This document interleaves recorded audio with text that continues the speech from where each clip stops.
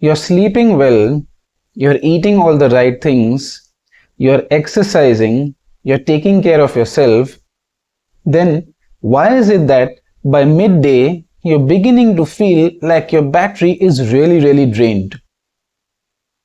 Now this is a strange issue because you seem to be doing all the right things and yet you're left with not much juice very soon in the day.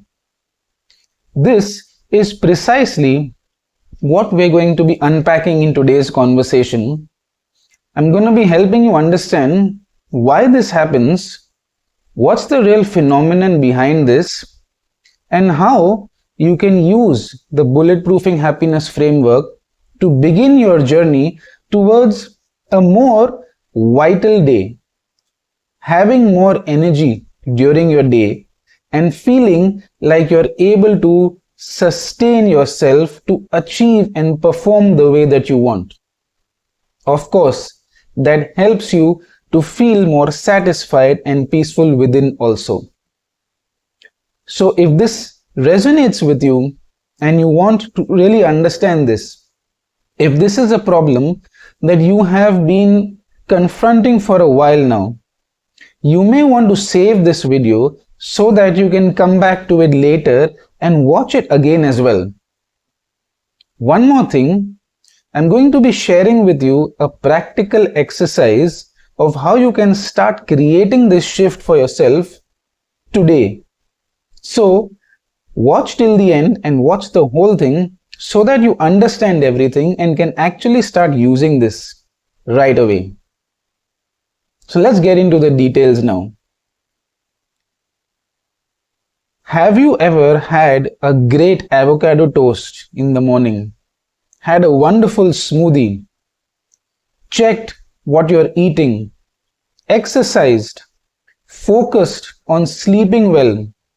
Maybe even measured your BMI metrics? And still wondered why when you're sitting at your desk, when you are doing your work, by midday, by 2 p.m., 3 p.m., you begin to feel a lot of fatigue, low energy levels. This is more common than you realize. And it's also quite baffling for people because they're doing all the right things and they are repeating them, trying to do better at them, and still feeling stuck with this state of not having the necessary vitality and energy levels to perform the way that they want. What this normally leads to by the middle of the day. And by the way, sometimes it becomes so chronic that people even start waking up after a good night's sleep, after 8 hours sleep, and still feeling like they haven't been able to rejuvenate. They don't feel the energy levels that they want to. Maybe even the energy levels that they used to feel at some time. As I said, this is more common than you might know. What happens in this case is people mostly try to power through that. They try to focus more. They try to push through. And that's how they've been managing till now. I can tell you from personal experience that is extremely draining in itself. Pushing through in moments when you're not feeling like you have the necessary energy levels can definitely make you feel strained at one point or another. Now usually when this happens in your day, here's how it really might be impacting you. Whatever task you're focusing on, your efficiency will be definitely reducing. Your focus levels would be coming down. Therefore, your productivity will also be impacted. Most of us are ambitious professionals and we don't like when this happens. We have big goals, and those big goals require us to be performing mentally really well. We have a lot of decisions to make in the day. One bad decision can lead to a catastrophic impact down the line. So this is not just an isolated challenge. It leads to many more issues down the road. And yes, it's definitely worth addressing. Let's try and understand the real phenomenon over here. So even though you are doing the right things, you're caring for yourself, and you are feeling those low energy levels, it points to something interesting, that it's not really, or let me put it this way, energy levels do not only depend on how the body is. In fact, if I were to be even more specific, our energy levels depend more on how we are functioning in the background than they do on what we are doing physically. Don't get me wrong, of course, sleeping well, caring for yourself, exercising, eating the right things, they definitely help. However, you've probably already noticed that despite trying all these things, it doesn't give you sustained vitality and energy. Therefore, it begs the question, where does our energy really come from? And the secret for you, from the specific framework that I have used with people across the globe to help them with their mental fitness, reveals that our real primary energy levels come from our mind. Let me help you understand this more. Even though your body might have been taken care of, things happen in the background at the mental level without us realizing, and those are the true sources of our energy depletion. Think of it this way. You have a smartphone. A smartphone looks polished. On the surface, it has one tab open and you're using that. What would not be visible is what's happening in the background. CPU usage depends not just on what is the active tab, it depends probably even more on what are all the hidden background activities taking place. And in our case, it is also very similar. Let me help you understand this even more specifically. Most of the times, we have unresolved mental activities going on. For example, unfinished conversations, concerns about an upcoming important meeting, carrying the impact or the load of a challenging conversation that happened earlier today. Maybe also concerns and worries about near and dear ones. Now, these things need not necessarily be showing up actively all the time, and they take place in the background almost all the time, especially for people who are caring, who want to do, who want to perform. And that's the secret. Background mental processes lead to that reduction in the necessary sustained energy levels that we need. It's called, in the Bulletproofing-Happiness Framework, the energy leak sources. And remember, real energy doesn't come just from what you eat and what the body is using. It comes from our mind and mental processes. Let's obviously at this point we would want to understand how do we solve this. Just before that, I want to share some interesting facts with you. I have it here in front of me just to corroborate this point. So, research published in HBR, the Harvard Business Review, by Dr. Rob Cross and Karen Dillon, it establishes that routine workplace interactions create micro-stressors that accumulate rapidly, draining cognitive resources without triggering conscious alarm systems. Now, that's the important part. These mental processes, they drain without creating conscious alarms, like this research says. That is what it means, that there are hidden background activities taking place, which are constantly draining us of our energy. Let me share one more interesting thing with you. The same report also says that an average adult makes anywhere between 33 to 35,000 decisions daily. Let that sink in. Up to 35,000 decisions daily. And this directly accelerates midday cognitive exhaustion. Now, in simple terms, what that means is it rapidly accelerates mental energy usage, which becomes a source of energy leak, and then we start losing our vitality and energy levels. By the way, I'll add one more interesting fact for you over here. The number of thoughts that a person actually has in a day vary between 50,000 to 80,000. Let that sink in.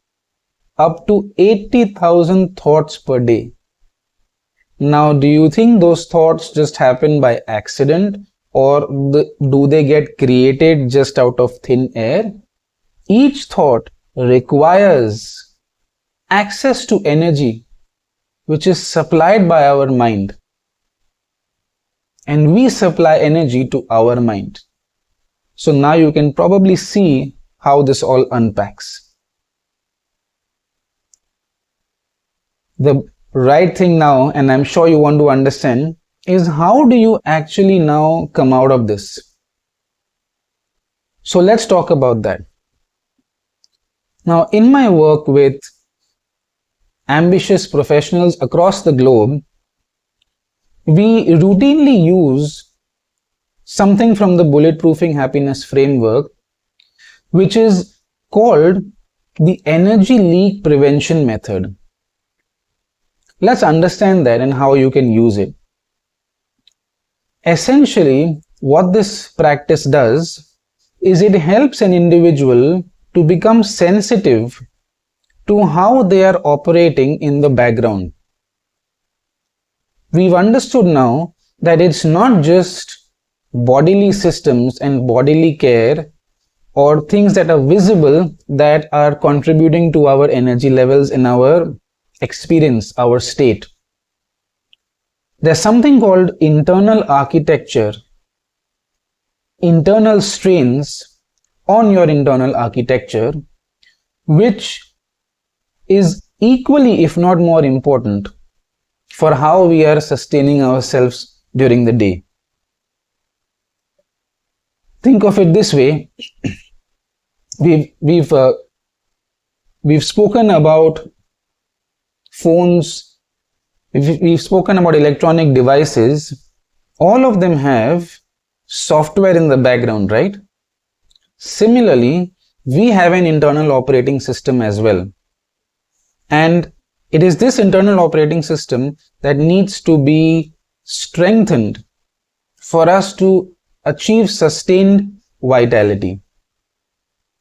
So this process, this method, the energy leak prevention method, it begins by helping us to understand how our internal architecture is functioning. What is our internal operating system doing in that moment? When we begin to understand this, what happens is things that were happening in the background begin to become more conscious. Or rather, we become more conscious of these things. And when you become more conscious of something, it stops being something that is happening automatically.